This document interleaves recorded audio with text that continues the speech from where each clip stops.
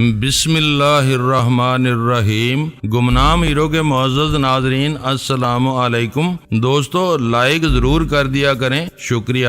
آئیے چلتے ہیں کہانی کی طرف۔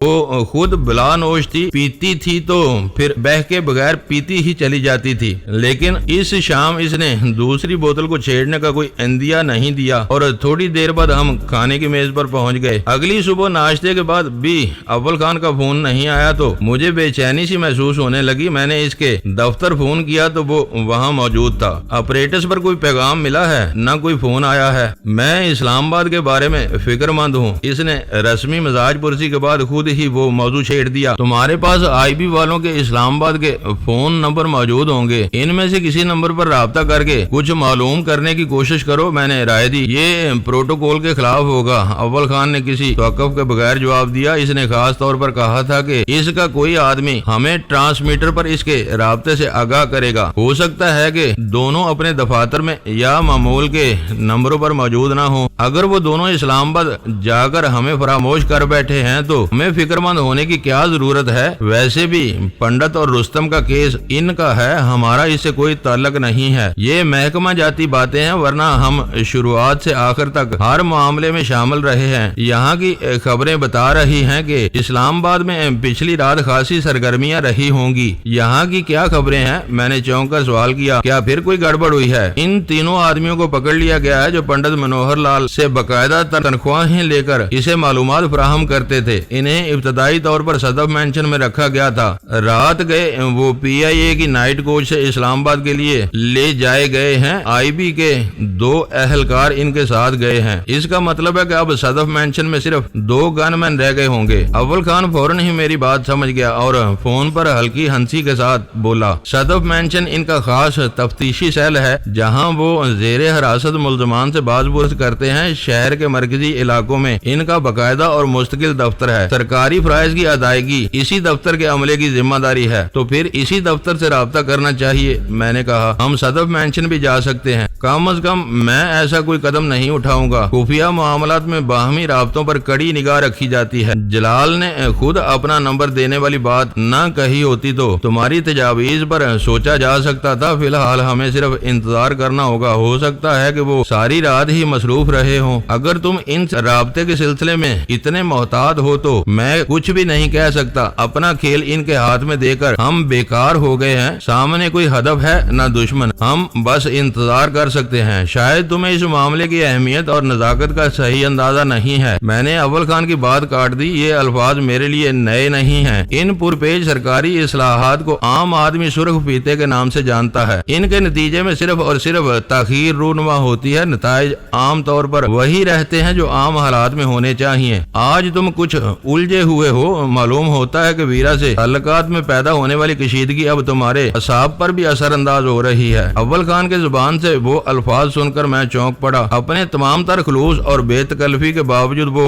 ہم میں سے کسی کی نجی زندگی کے بارے میں کوئی غیر محتاط تبصرہ نہیں کرتا تھا۔ مجھے حیرت تھی اس نے میرے اور ویرا کے بارے میں کس بنا پر وہ ریمارکس دے ڈالا تھا۔ تم سے کس نے کہہ دیا کہ ویرا سے میرے تعلقات خراب چل رہے ہیں؟ 2-3 دن پہلے میں دن میں تم سے ملنے آیا تھا تو وہ 1 منٹ کے لیے بھی اپنے کمرے سے باہر نہیں آئی تھی، مگر میں اپنی رائے ذرا سوچ کر ہی دیتا ہوں۔ غزالہ نے مجھے تم دونوں کے درمیان کسی فساد کی خبر دی تھی۔ ہلکی سی ہنسی کے بعد اول خان کی آواز آئی، اوہ گھر کا بیدی ہے، لنکا ڈا رہا ہے۔ میں نے جوابی خوش دلی کا مظاہرہ کیا۔ غزالہ کو تم سے ایسی باتیں کرنے کا موقع کب مل جاتا ہے؟ یہ رازدارانہ سرگوشیاں ہرگز نہیں ہوتی۔ اس نے وضاحت کی، میں تم لوگوں سے ملنے آتا ہوں تو خود کو گھر کا ایک فرد سمجھتا ہوں۔ مجھ سے ہر ایک اپنے دل کی بات کہہ سن لیتا ہے۔ پھر تمہیں یہ بھی معلوم ہو جانا چاہیے کہ کل تمہارے جانے کے بعد ہم دونوں دیر تک ایک دوسرے کے ساتھ بیٹھے خوش گپیاں کرتے رہے ہیں۔ تعلقات کا جمود اب ختم ہو چکا ہے۔ یہ خوشی کی بات ہے۔ تمہیں یہ بات ہر وقت یاد رکھنی چاہیے کہ اس نے تم لوگوں کی خاطر سب کچھ حتیٰ کہ اپنا وطن تک چھوڑ دیا ہے اور یہاں کی دھیمی زندگی کو قبول کر لیا ہے۔ یہ نقطہ ہر وقت میرے ذہن میں رہتا ہے، اسی لیے اب تک گزارا ہو رہا ہے، تم لمحہ بھر میں بات کو کہاں سے کہاں لے جاتے ہو۔ ایک گہرے سانس کے بعد ریسیور پر اس کی آواز ابھری۔ میں بتا رہا تھا کہ رستم اور پنڈت کا معاملہ بہت نازک ہے۔ پاکستان میں صہیونی سازشوں اور خفیہ سرگرمیوں کے بارے میں اخبارات میں اکثر گلگلہ اٹھتا رہتا ہے، کچھ گرفتاریاں بھی ہوتی ہیں، بعد میں کسی کو کچھ پتہ نہیں چلتا کہ نتیجہ کیا نکلا۔ ملزم بے گناہ ثابت ہوتے ہیں یا ان کے خلاف مواد نہیں ملتا اور انہیں خاموشی سے رہا کر دیا جاتا ہے۔ تم اکثر سسٹم کی خرابیوں کا رونا روتے رہتے ہو، ایسے واقعات بھی ان کمزوریوں کا نتیجہ ہوتے ہیں، مگر اس بار ایسا نہیں ہے۔ اول خان نے ایک ایک لفظ پر زور دے کر کہا، پنڈت کے گھر پر رابن مائر کے قتل نے سب کچھ بدل کر رکھ دیا ہے۔ اس بار ٹھوس شواہد موجود ہیں کہ صہیونی فتنہ موساد اور جس کے ذریعے پاکستان میں سرگرم عمل ہے، شواہد موجود ہیں تو انہیں سامنے آنا چاہیے۔ خاموشی کیوں ہے؟ میں نے کہا، ایسے معاملات میں بہت سی مصلحتیں اور مجبوریاں مانے ہوتی ہیں، ان پر قابو پائے بغیر کچھ بھی نہیں کیا جا سکتا۔ ابھی صرف ایک رات گزری ہے، ہو سکتا ہے کہ شام تک کوئی خبر مل جائے۔ اگر تم کو بھی صرف انتظار کرنا ہے تو یہیں آ جاؤ، مل جل کر وقت گزار لیں گے۔ میں صرف انتظار نہیں کر رہا، میں نے پنڈت اور رستم کے 3 ماہ کے سارے فون بلز کی تفصیلات جمع کرنے کی کوشش کی۔ جو ہی متعلقہ شعبے سے پیغام ملا، میں تفصیلات لیتا ہوا تمہاری طرف آ جاؤں گا۔ یہ بل ان دونوں کی سرگرمیوں کا مضبوط ترین ثبوت ثابت ہوں گے۔ فون پر گفتگو سے فارغ ہو کر میں نے محسوس کیا کہ گھر میں سناٹا چھایا ہوا تھا۔ کچن کے ساتھ میرا کمرہ بھی خالی تھا۔ سلطان شاہ کی خوابگاہ کا دروازہ چوپٹ کھلا ہوا تھا، وہیں میرے کانوں میں ویرا کی دبی دبی مترنم ہنسی کی آواز آئی اور میں بند دروازے پر دستک دے کر جواب کا انتظار کیے بغیر ویرا کے کمرے میں داخل ہو گیا۔ وہ تینوں ایک میز کے گرد بیٹھے کارڈ کھیل رہے تھے۔ ویرا کسی پیشہ ور جواری کی طرح اپنے کارڈ دیکھ کر دوسروں کے حوصلے پست کر دینے والے تبصرے کر رہی تھی۔ یہ بند کمرے میں کیا ہو رہا ہے؟ میں نے پیچھے سے غزالہ کے کارڈز دیکھتے ہوئے پوچھا۔ کھیل رہے ہیں، ویرا نے سینہ زوری سے کہا، فٹنگ ہو چکی ہے، چاہو تو تم ڈمی کی جگہ لے سکتے ہو، سلطان شاہ تمہارا پارٹنر ہوگا۔ میں نے غزالہ کے پتے چھین کر میز پر ڈال دیے اور ویرا تل ملا اٹھی۔ تم نے ہمارا زبردست گیم برباد کر دیا۔ میں دیکھتی ہوں کہ سلطان شاہ اپنا کانٹریکٹ کیسے پورا کرتا ہے۔ برج پر لعنت بھیجو، ہم ٹرمپ کارڈز کھیلیں گے، میں نے کسل مندی سے کہا۔ سلطان شاہ شاید پھنسا ہوا تھا، اس نے میری بات سنتے ہی اپنے اور غزالہ کے کارڈز تیزی سے گڑ مڑ کر دیے۔ ڈمی کے الٹے پتے بھی اس کی دستبرد سے محفوظ نہ رہ سکے۔ کوٹ پیس ہی کھیلیں گے، سلطان شاہ نے اعلان کیا۔ برج کا کھیل اچھے خاصے ہنستے کھیلتے انسان کو ذرا سی دیر میں فلسفی اور قنوتی بنا دیتا ہے۔ تم لوگ کمرہ بند کیے کیوں بیٹھے تھے؟ میں نے ایک کرسی سنبھالتے ہوئے پوچھا۔ تم فون پر مصروف تھے، ہم تمہیں ڈسٹرب نہیں کرنا چاہتے تھے، سلطان شاہ بولا۔ یہ ویرا کی تجویز تھی کہ تمہیں تمہارے حال پر چھوڑ کر اس کے کمرے میں محفل جما لی جائے۔ دیکھ لو، ویرا نے اپنے پتے بھی میز پر پھینک دیے۔ یہ مر کر بھی 6 ڈائمنڈ نہیں بنا سکتا تھا۔ میں انہیں کمرے سے نکال کر ڈرائنگ روم میں لے جانا چاہتا تھا، لیکن ویرا اپنے کمرے میں ہی بیٹھنے پر مصر رہی۔ کھڑکیوں پر کھنچے ہوئے پردوں اور کم روشنی کی وجہ سے اسے اپنا کمرہ زیادہ پسند تھا۔ ہم جس ترتیب سے آمنے سامنے بیٹھے تھے، اس کے مطابق عورتیں ایک طرف تھیں، سلطان شاہ میرے سامنے تھا۔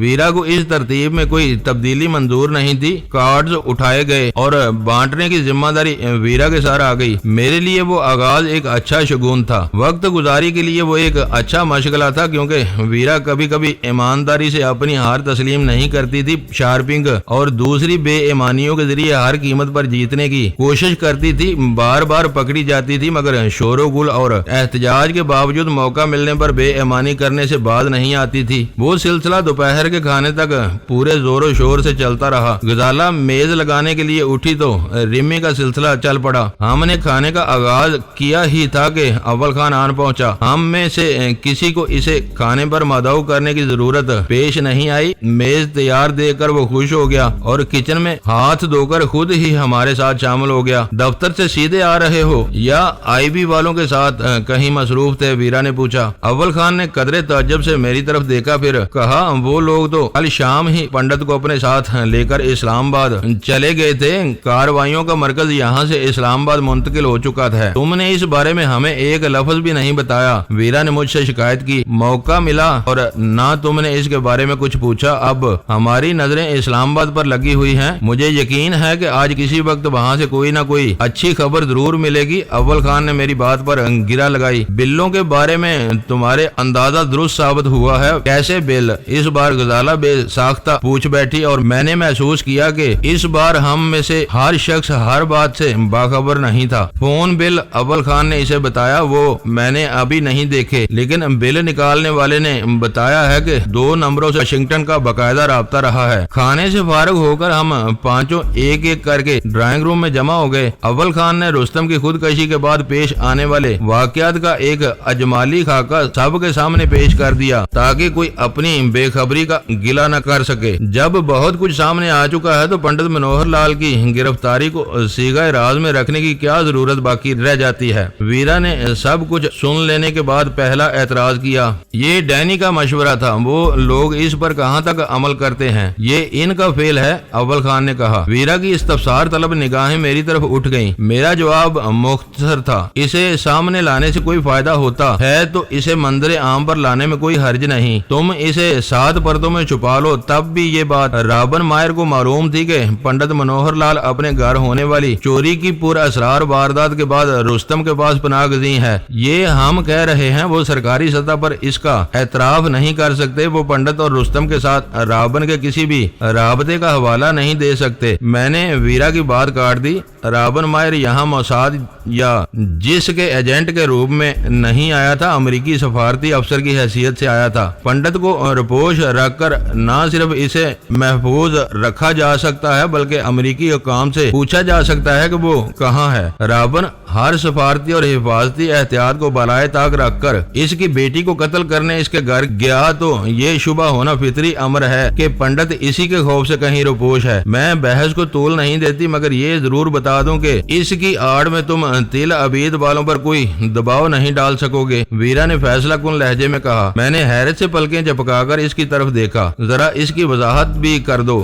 بہت سیدھی سی بات ہے، اس نے بے پرواہی سے کہا۔ تمہارے پاس موساد کے چیف اور سیکٹری کے فون یا فیکس نمبر ضرور موجود ہیں، مگر پاکستان اور اسرائیل میں کوئی براہ راست مواصلاتی رابطہ نہیں ہے۔ پنڈت اپنے پیغامات رابن مائر کو واشنگٹن بھیجتا تھا۔ رابن وہ پیغامات وہاں سے تل عبید فیکس کر دیتا تھا۔ رابن مر چکا ہے، تم یہ رابطہ کیسے استعمال کرو گے؟ بظاہر تمہارا نظریہ درست معلوم ہوتا ہے، لیکن اس کا توڑ ہو سکتا ہے۔ وہ یقیناً کوئی طویل اور صبر آزما طریقہ ہوگا۔ میں اتنی دور تک کی منصوبہ بندی کی قائل نہیں ہوں۔ اول خان نے اس دوران میں اپنی جیب سے فون بلوں کا ایک پلندہ نکال لیا۔ اس میں ایک موٹی گڈی بسیرا میں نصب 7 نمبروں کے بارے میں تھی، دوسری پتلی گڈی میں پنڈت منوہر لال کے گھر کے 2 نمبروں کے پچھلے 3 ماہ کے بل تھے۔ ان میں سے ہر بل ہزاروں میں ہے۔ اول خان نے موٹی گڈی کی ورق گردانی کرتے ہوئے حیرت سے کہا، بیرون ملک اور شہر سے باہر کی جانے والی کالز کی ہر نمبر پر برمار ہے۔ ایک ایسا آدمی جو شب و روز اپنے گھر میں محصور رہتا ہو، اپنی بیرونی مصروفیات کے لیے فون پر ہی انحصار کر سکتا ہے۔ اس کے غلیظ کاروبار کا انحصار بھی فون پر تھا۔ میں نے جواب دیا، ان میں بیشتر کالز ایران کی معلوم ہوتی ہیں۔ اول خان نے بلز دیکھتے ہوئے تبصرہ کیا، امریکہ کے کوڈ کے ساتھ 2 نمبر بار بار آ رہے ہیں، ان کا سٹی کوڈ شاید واشنگٹن کا ہے۔ رستم کا ایران سے بہت گہرا اور پرانا تعلق تھا۔ میں نے کہا، اپنے رشتہ داروں سے اس نے فون پر ہی اپنے رابطے برقرار رکھے ہوں گے۔ فون بل میرے پاس آئے تو میں نے دیکھا کہ رستم کے بلوں میں 0098 یعنی ایران کے انٹرنیشنل ڈائلنگ کوڈ والے نمبروں کی خاصی تعداد تھی۔ امریکہ کے کئی نمبر تھے لیکن وہ کہیں کہیں نظر آئے۔ واشنگٹن کے 2 نمبر ہر مہینے کئی بار موجود تھے۔ اس کے مقابلے میں واشنگٹن سے پنڈت منوہر لال کے رابطوں کی تعداد نہ ہونے کے برابر تھی۔ اول خان نے اپنے ذرائع سے وہ تازہ ترین قوائف حاصل کیے تھے۔ ان سے پتہ چل رہا تھا کہ منوہر لال کی روپوشی کے بعد رستم کے ایک نمبر سے تقریباً ہر روز واشنگٹن کے نمبروں پر طویل گفتگو ہوتی رہی تھی۔ بظاہر وہ متعدد کاغذوں پر بکھرے ہوئے اعداد و شمار تھے، لیکن ان پر غور کرنے سے یہ حقیقت سامنے آ رہی تھی کہ رستم نے جس کے بارے میں بیشتر مقامی ذمہ داریوں کا بوجھ پنڈت منوہر لال پر ڈالا ہوا تھا، لیکن رابن مائر سے وہ خود ہی رابطے میں رہنے کو ترجیح دیتا تھا۔ پنڈت کے ایک فون سے کبھی کبھار کی جانے والی کالز کی ناگزیر ضروریات کے زمرے میں شمار کیا جا سکتا تھا۔ وہ वो बहुत दिलचस्प और नया खेल था। टेलीफोन बिल्स की वो अहमियत और अफादियत सब ही के लिए नई थी, इसलिए जरा सी देर में वो गड्डियां खुलकर 5 हिस्सों में तकसीम हो गईं और हर एक कलम संभालकर नंबरों के साथ मुल्क और शहर के नाम दर्ज करने में मुनहमिक हो गया। 3 बजे अव्वल खान के पास मौजूद आईबी के ऑपरेटर्स पर इशारा मौसूल होने लगा। इसने ट्रांसमीटर ऑन किया तो लाइन पर अल्फा का पैगाम चार्ली के नाम आ रहा था, मगर वो आवाज जलाल की नहीं थी। जलाल के कोड के इस्तेमाल का मकसद था कि बोलने वाला इसी का आदमी था। अव्वल खान से जवाब मिलने पर इसने इस्लामाबाद का एक नंबर लिखवाने के बाद कहा कि वो इस नंबर पर किसी वक्त भी बात कर ले। बात करते हुए मलक को अपने साथ रखे। बात बहुत नाकस और अधूरा पैगाम है। वो मुख्तसर सी बात खत्म हो जाने पर वीरा ने कहा, इस्लामाबाद के बारे में कुछ पता नहीं चल सका कि वहाँ क्या हो रहा है। वहाँ के हालात का इल्म फोन पर होगा। ये कॉल अपनी जगह मुकम्मल थी। और ये मलक साहब कौन है? वीरा ने अव्वल खान से सवाल किया। ये जाते शरीफ। अव्वल खान ने मुस्कुराकर मेरी तरफ इशारा किया। रुस्तम से ये मलक मुमताज के नाम से मिले थे, अब आरजी तौर पर सिर्फ मलक साहब हैं। पैगाम में वक्त का तयन नहीं किया गया था। मेरे एमा पर अव्वल खान ने इसी वक्त जलाल से बात करने का फैसला कर लिया ताकि हमारा असाब शिकन इंतजार खत्म हो सके। अव्वल खान के फिक्रों से अंदाजा हुआ कि इसका फोन जलाल ने खुद ही रिसीव किया था। इसकी गुफ्तगू बस चंद इस्तिफामिया फिक्रों तक महदूद रही, फिर इसने रिसीवर मेरी तरफ बढ़ा दिया। मैंने अव्वल खान से माजरत कर ली है कि इस वक्त मुझे तुमसे बात करनी थी। मेरी आवाज सुनकर जलाल ने कहा, मुझे उम्मीद है कि इसने बुरा नहीं माना होगा। इस सवाल का जवाब अव्वल खान ही दे सकता है। तुम्हें मेरी क्या जरूरत पड़ गई? मेरा अंदाजा है कि वो अमली मसाइल में भरपूर साथ दे सकता है। उलझे हुए मसाइल के हल के लिए वो खुद भी तुम पर बहुत इन्हिसार करता है। क्या मसला दरपेश है? मैंने दरजदीदा नजरों से अव्वल खान की तरफ देखते हुए पूछा। कराची से अचानक रवानगी के प्रोग्राम ने पंडित को कंफ्यूज कर दिया है, वो बोला। फोन पर ये गुफ्तगू महफूज है ना? मैंने CST का जिक्र किए बगैर इससे अचानक ही पूछ लिया। IB के नंबर पाकिस्तान में सबसे ज्यादा महफूज हैं, तुम इसकी फिक्र मत करो। पंडित क्यों अपसेट है? मैंने पूछा। इसने तुम्हारे लिए कोई परेशानी तो नहीं खड़ी की? वो बहकी बहकी बातें कर रहा है, बार बार अपनी बेटी के बारे में सवाल कर रहा है। थोड़ा सा तशद्दुद भी इसे राह पर नहीं ला सका। मुझे यहाँ सख्त शर्मिंदगी का सामना करना पड़ रहा है। पंडित की बेटी की लाश इस वक्त कहाँ है? मैंने अगला सवाल किया। वहीं कराची के सरकारी मुर्दा खाने में पंडित की वापसी तक महफूज रहेगी। तुम्हें पंडित के साथ ही मोहनी की लाश को भी ले जाना चाहिए था। हो सकता है कि वो बेटी की वजह से जहनी सदमे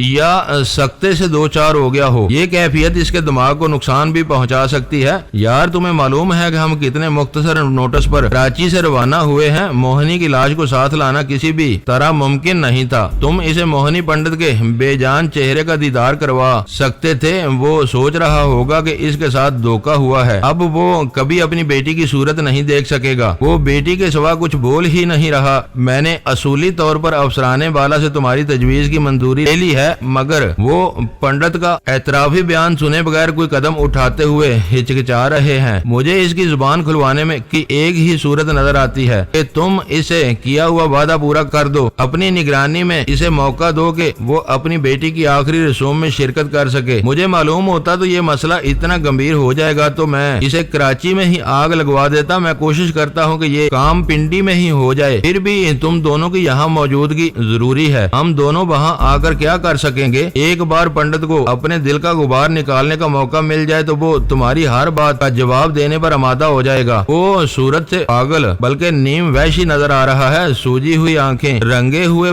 स्याह बालों की बड़ी हुई सफेद जड़ें और फिर इसकी हज़ियानी बुड़बुड़ाहटें। मुझे डर है कि इस पर ज्यादा तशद्दुद किया गया तो वो मर जाएगा। मरने से पहले इसे मेरे बड़ों के सामने अपना बयान जरूर रिकॉर्ड करा देना चाहिए। तुम इसकी राग राग से वाकिफ हो। मैं बहुत शिद्दत से यहाँ तुम्हारी जरूरत महसूस कर रहा हूँ। मैं अव्वल खान से मशवरा करके थोड़ी देर बाद फोन करता हूँ। मैंने कहा, इससे कह देना कि हो सके तो खामोशी से यहाँ चला आए। कल रात से पहले तुम दोनों वापस चले जाओगे। इसके यूनिट में किसी को पता नहीं चलेगा कि वो इस्लामाबाद आया था। इसका आखिरी मशवरा बिल्कुल अहमकाना और खुद गर्जी पर मबनी था, मगर मैंने इस बारे में कोई तकरार किए बगैर इसकी हाँ में हाँ मिलाई और फोन बंद कर दिया। मालूम होता है कि पंडित की जुबान पर लगे हुए ताले की चाबी तुम्हारे ही पास है। अव्वल खान ने तमस्कर से कहा, शायद अब तुम्हें इस्लामाबाद तलब किया जा रहा है। मुझे ही नहीं, तुम्हें भी बुलाया गया है। तजवीज है कि अपने ऊपर वालों को खबर दिए बगैर यहाँ से खिसक लो, जलाल का काम पूरा होने पर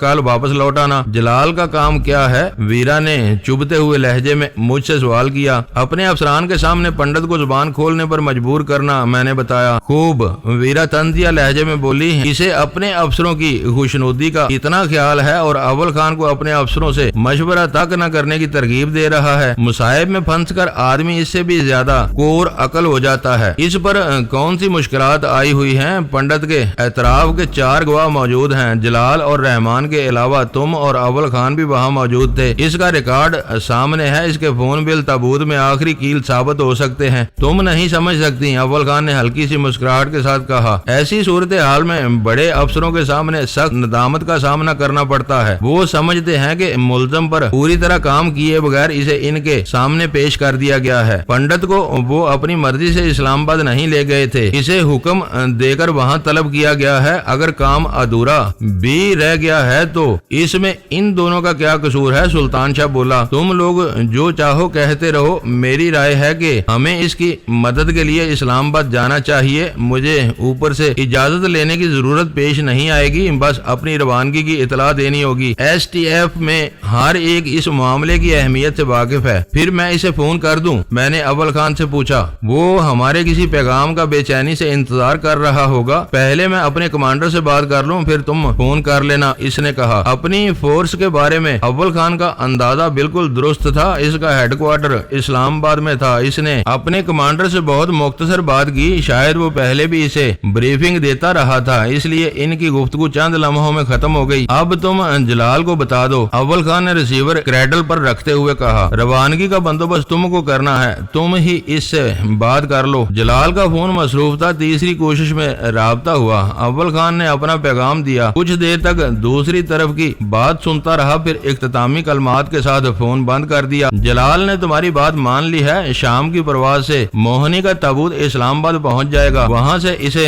बराह रास्त पिंडी के पुराने शमशान घाट पहुंचा दिया जाएगा। क्यों, क्या इस्लामाबाद में कोई शमशान नहीं है? वीरा ने पूछा। हो सकता है कि ना हो, मैंने जवाब दिया। पूरा शहर घूमने के बावजूद मैं शहर में मुसलमानों का कोई कब्रिस्तान देखने में कामयाब नहीं हो सका। हिंदुओं का शमशान कहाँ से मिलेगा? क्या वहाँ रहने वाले जिंदगी की इस आखिरी जरूरत से बेनियाज होते हैं? वीरा के एहतजाजिया लहजे पर मैं हंस पड़ा। हो सकता है मैं मुज़ाफात में वाक़या कब्रिस्तान तक ना पहुँच सका हूँ। जिंदा आबादियों की मंसूबा बंदी में आखिरी आराम गाहों का बंदोबस्त जरूर किया जाता है। हिंदुओं के लिए अलग जगह शायद ना हो, क्योंकि वो बहुत सेहत कुश माहौल में अपने मुर्दे जलाते हैं। एक सबब ये भी हो सकता है कि इस्लामाबाद सब शहरों का शहर है। वहाँ वफात पाने वालों की तदफीन इनके अपने शहरों और कस्बों में की जाती होगी। गरीब गुरबा के लिए कहीं कोई जगह छोड़ दी गई होगी। सुल्तान शाह भी इस बारे में क्यास आराई से आगे न बढ़ सका। तुम में से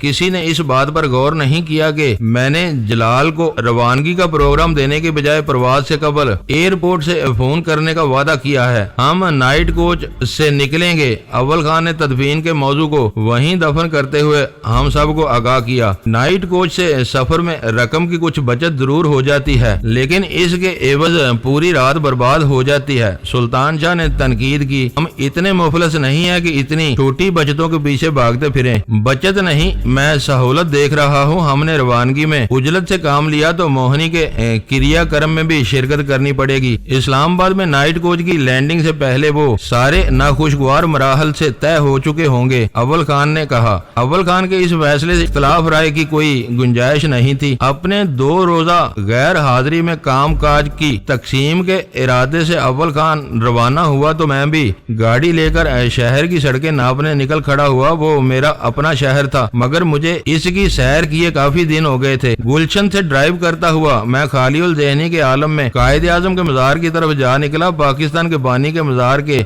गिर्द बहुत कम तरतीब थी। इमारत और इस तक जाने वाले तवील जीनों के सिवा सड़क से हर तरफ मट्टी के टीले और चट्टानें बिखरी हुई नजर आ रही थी। इनके दरमियान जा बजा सरसब्ज दरख्त एस्तादा थे जो शजरकारी की किसी पुरानी महम के नतीजे में बढ़ते चले गए थे। मज़ार का तवाफ करते हुए मुझे कल्क हुआ कि पाकिस्तानियों ने अपने कायद का मज़ार तामीर करके इस मंसूबे को यकसर बुला दिया था। इसके गिर्द बागात, लाइब्रेरीज, म्यूजियम और दूसरी इमारत की तामीर के मंसूबे दीमक की खुराक بننے کے لیے فائلوں میں چھوڑ دیے گئے تھے۔